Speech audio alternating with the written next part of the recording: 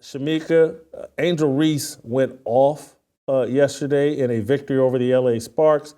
24 points, 16 rebounds, 7 assists. She shot 10 of 19 from the field. I think we got a graphic here. Angel Reese has turned the corner.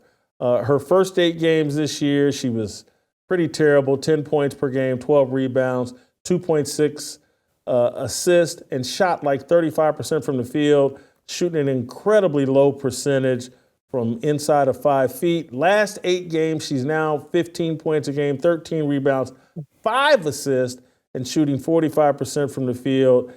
And finally, this is Angel Reese, her last 4 games. 17 points, 17 and a half rebounds, 5 assists, shooting 45% from the field. This takes me back to a life lesson, just a repeat of a life lesson I think I shared last week or something similar. Can we put my life lesson up on the screen? Criticism fuels growth. And then I back it up with Proverbs 15 and 32. And I think we used this a couple weeks ago, but it's worth repeating again. Those who disregard discipline despise themselves, but the ones who heeds correction gains understanding. My point overall, and I've already said it, but criticism spurs, inspires, encourages growth. Angel Reese has been ripped and shredded for the past year for her offensive shortcomings and being overrated. And people have jumped to defend her. And, oh, you can't talk about Angel Reese, that's racist. And I've been like, nah, man, y'all need to let this girl get shredded and ripped because it's going to encourage her, inspire her, force her to either improve or just flame out. And she has clearly improved. And I'm applying this to a much bigger, and this is why I wanted you to participate in this, Shemeka. This is like why Black people have to allow criticism. We can't keep calling all criticism racist. And Black women have to be corrected and criticized if we want them to grow. Your thoughts? Jason, let me just make myself the example. It was November 2021, and I was in the Fearless studio for the first time ever. I had just started working for this awesome man named Jason Whitlock, and I thought I did okay on the show, but I was sitting in one of the rooms after the show was over, and I was looking really good, right? And Jason comes in and pretty much told me that I bombed. And he says, you know, look at you. Look at the way you're dressed. You're dressed confidently. That needs to come across on the screen. And at this time, Jason was still wearing the diamond earrings, right? So it was like Suge Knight standing over me.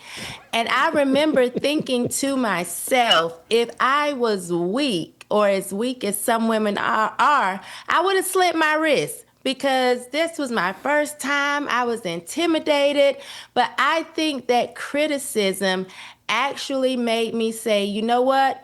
I can do this. I want to do this. Let me keep working at it. And so I think that that criticism made me get better, opposed to being angry, opposed to thinking, you know, I'm a Black woman. How could Jason Whitlock say this to me? I really just started to work on coming across on the screen a bit more interesting, which is going to lead me to pull a Steve Kim on you right now, Jason. When you were talking about how you think Shaq said that only because that's what Kobe needed, he didn't really mean it. Do you mean it when you tell me I'm the best team member? Because I heard that, and then it made me question everything you said. So. No, I definitely mean that. The other thing you know about me is I don't say things I don't believe. When I don't like something, I tell you. When I do like something, I tell you. And you just, again, just even with the story you told, this is why I call you the best teammate, because I can say whatever I want to you. Even if you get frustrated initially, overall, you'll be like, nah, I'm gonna ride with this dude. And you just hop on board enthusiastically. So yes, that's the one thing. If I say it, I believe it. If I'm lying to you, eventually I'm gonna circle back and say I was lying to you. What I really meant was this or that. But Paul, I'm gonna throw you right here into this racial fire that I've started here. But Yes, definitely, Paul, tell the black women how they should behave. That'll end well. I go back to me, coaching. A lot of it is constructive criticism. Of course. Or just criticism. And you got to be man enough to take it, woman enough to take it if you're going to get better. Well, I think you have to be resilient enough to take it. So we've talked about Tim Floyd, who introduced us. When I was in college at Iowa State, Coach Floyd was a lot harsher than he is now. He likes to give off this sort of good old boy. He's very relaxed. But back then, he was pretty difficult to deal with sometimes. The reason I could take it was not because of something that I had done, but because of what my parents had done before that, to create this reservoir of resilience within me. So I think it's a complicated and long-running process to be able to accept that criticism. You want the coach who gives the criticism in a constructive and hopefully loving way, but you also need the raw material that can deal with it. And most of the time, elite athletes have actually sort of weeded out those who can't manage it. So it's interesting that I saw in the highest levels of sports, generally dudes who had pretty decent backgrounds, because you don't make it to that level unless you've got some store of resilience that was probably inculcated in you by parents or coaches when you were young. That's interesting that the best guys do make it because they're willing to be coached, they have a level of confidence. But sometimes you can have so much talent. Oh, sure. Yeah, there's always, I would always say, there's always the J.R. Ryder model. Yes. Right? And what's interesting is we love that story, but the reality is that most guys show up on time, work really hard. I played in Phoenix with a guy named Quentin Richardson, who I'm sure you know. And Quentin Richardson? Yeah. So that's a guy who kind of appears to not care a lot of the time, but he showed up so early for games, would get an entire workout in before the pregame workout, right? Which I thought was astonishing. Like, here's this guy that I know very little about. He did this stuff, and I thought, maybe this guy's a bit of a clown. I didn't know.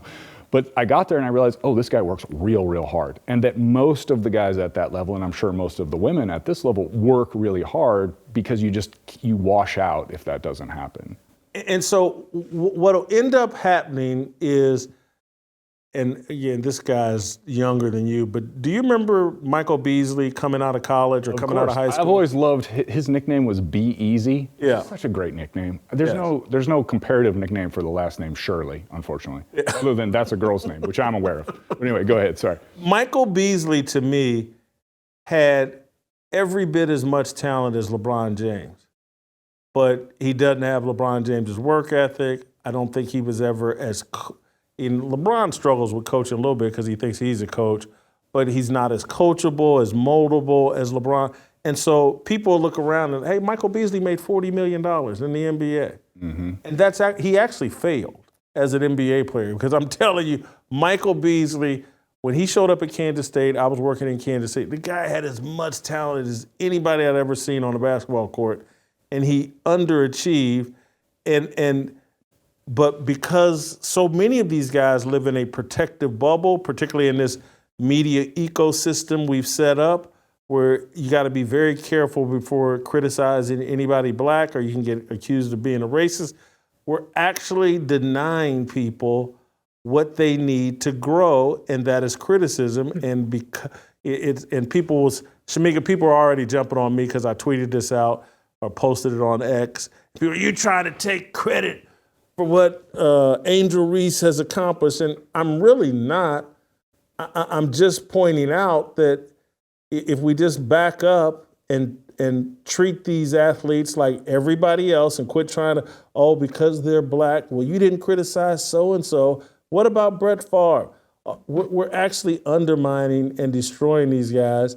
And we should be looking at what's the transformation of what's going on with Angel Reese and saying, okay, this is why criticism is necessary.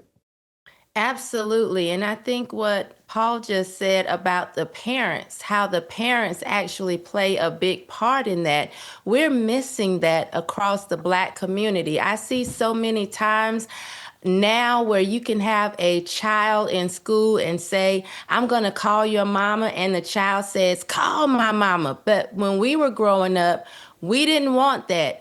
Now the kids are not even getting corrected at home. So it's really hard for them to go out into the community and have teachers correct them. That's why they're so combative when the police stop them.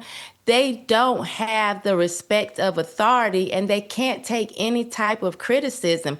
Anytime you try to tell them anything as a means of correction, as you were saying, it's racism, or don't, even to me, don't say that about a Black woman. Well, why not? I'm raising 3 Black women, and I think I've done a pretty good job, not just by them, but all the other young Black women that I've been around in my community for years. So if I have something that I think needs to be corrected in them, I'm going to say it. Why not me? Why not someone who actually looks like them to say, you can do better. This is the way you need to go about it. Turn from that way that you're doing it, opposed to making these people so soft and we can't say anything to them.